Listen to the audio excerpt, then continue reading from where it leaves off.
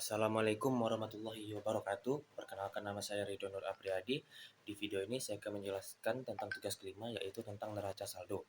Yang pertama, kas masuk ke dalam debit dengan total jumlah 12.085. Lalu yang kedua, piutang usaha masuk ke dalam debit dengan nilai 2.850.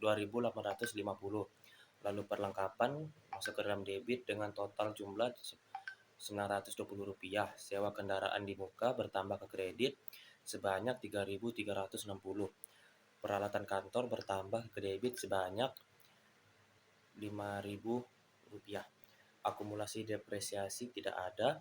Lalu utang usaha masuk ke dalam kredit sebanyak Rp5.750. Utang gaji tidak ada.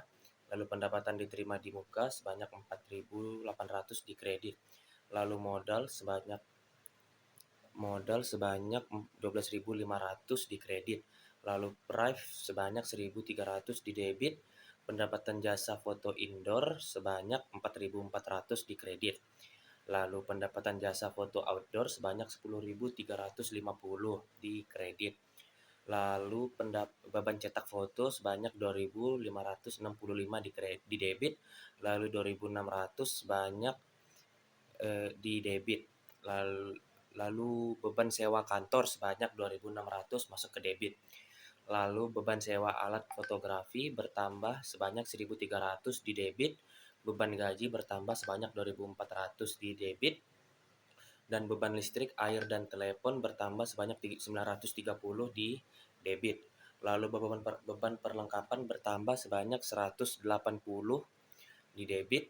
Kemudian beban iklan bertambah sebanyak 1.730 di debit.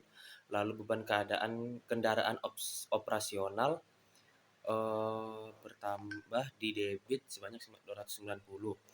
Beban depresi tidak ada. Lalu beban lain-lain bertambah 290 di debit.